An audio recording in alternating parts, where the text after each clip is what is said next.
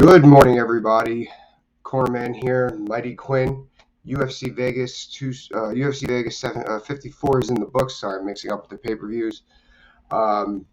Interesting night of fights, to say the least. I felt overall it was somewhat lackluster, although the main event was shaping up to be fantastic. Unfortunate, Aleksandar Rakic is, I guess what I'm reading now, I see here on Twitter, that was a reoccurring injury on Mike's MMA Bet's reporting that he suffered prior.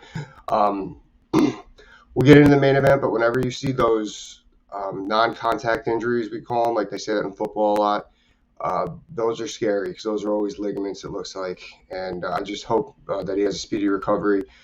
Fighters work too hard, man, to go out like that. It really breaks my heart. It was shaping up to be a great fight.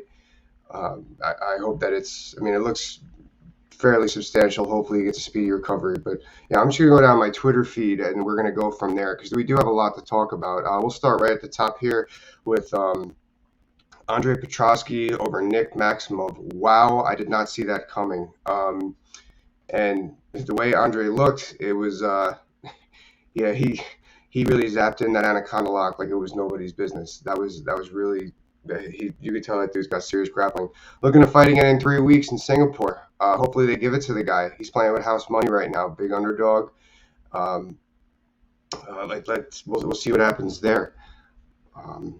There is one fight in particular I'm going to be talking about a lot. Let's see here.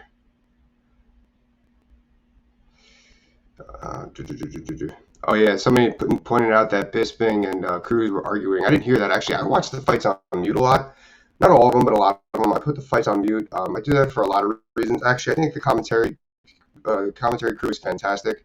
Always, I love the way they break down, especially Michael Bisping. Lately, Dominic Cruz is always great, but Michael Bisping has really done well in the commentary role.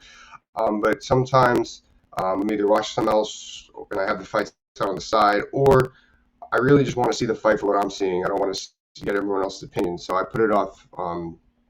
Pretty often. Put the sound off pretty often. Did see that Glover Teixeira was hoping Jam would come away with the win. So if Glover wins at UFC 275, they can run it back. That's cool. They have a good relationship. Jan just seemed like a cool dude. I like Jan. I was happy he got the win. Oh, Hadley. Oh yeah, that one. I have a really strong opinion on the Hadley fight. I had Hadley. I thought he was going to be a big favorite against Namaste, but he looked flat. And I know a lot of people were being critical of him because of he missed weight on the Ultimate Fighter. The Contender Series, they gave him the contract anyway. I didn't really think that was a big deal. Like I said prior on the Fight Bananas Betting Bananas podcast, I don't know if he's a habitual weight cutter, but he definitely looked flat. And if you're kind of in that situation, he should have come out firing off all cylinders.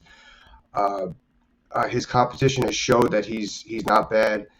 Went against a UFC vet, and I thought that Smoker was going up and down. Namaste was going up and down, up and down, up and down. He showed that he's been fighting with the best, and this guy was coming up. But I felt that was more Jake Hadley's fight that he lost. I thought that, like I said, he looked flat. One of the takedowns early in the second round, it was off a leg kick that he just didn't reset with. He didn't really look like he had a lot of zap to his strikes. He wasn't really hitting angles. And honestly, on the ground, it looks like he doesn't train MMA ground. It looks like he doesn't even train Nogi. It looks like he keeps the straight jiu-jitsu. He only trains ground game with the gi on.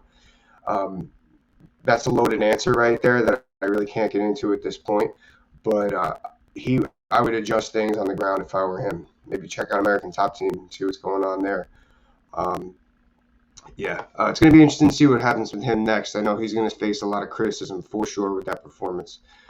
And then, we're going Ryan Spann. That was an interesting submission. I thought that was nasty. That was a lot of fun to watch that little front lock. I love that, the palm on palm and up. Not very good at it, so I always really appreciate when I see that. I'm looking forward to seeing what that guy's got coming forward. That guy should get a good fight soon.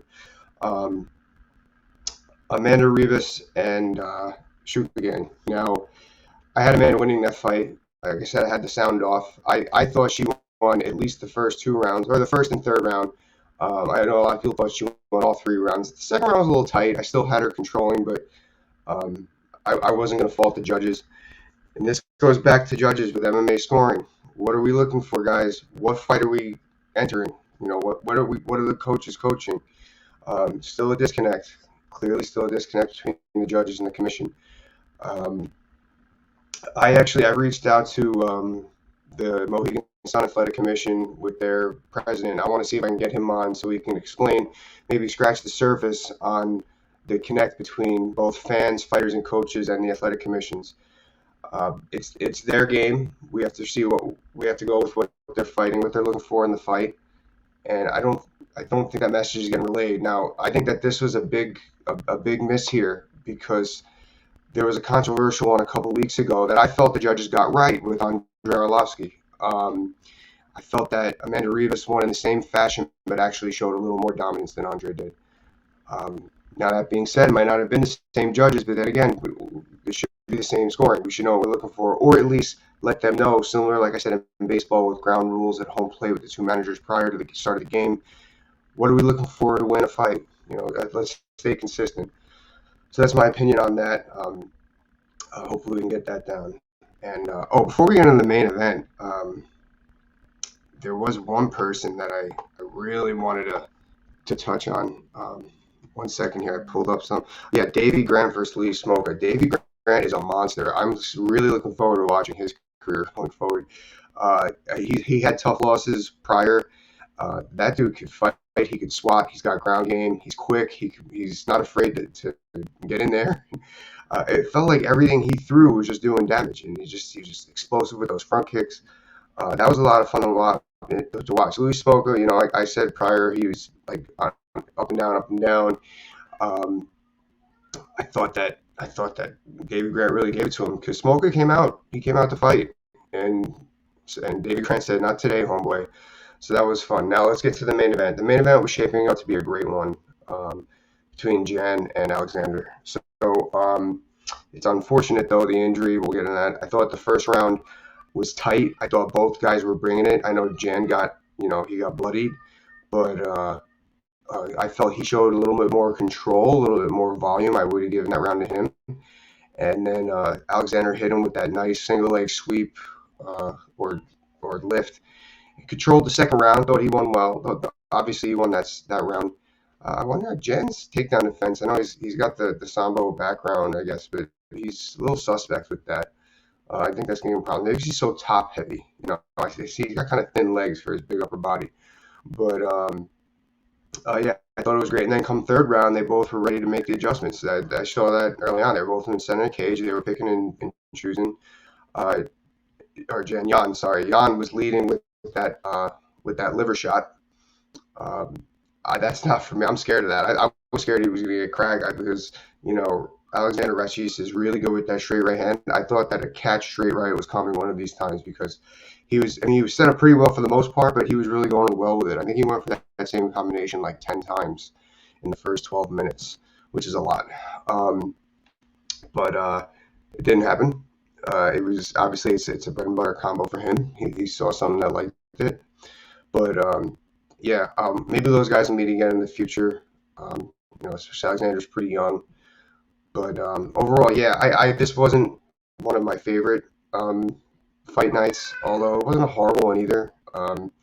Just a lot to talk about, a lot to mix up. Amana Ribas is the main one, and then see you guys next week. We got a lot of stuff coming up. I got a couple of really cool guests coming on, strength and conditioning coaches in mixed martial arts. Hopefully the members of the athletic commission that I mentioned prior, trying to get a couple other fighters. I know I'm connecting with Namaste. I actually had to cancel on him last week, unfortunately.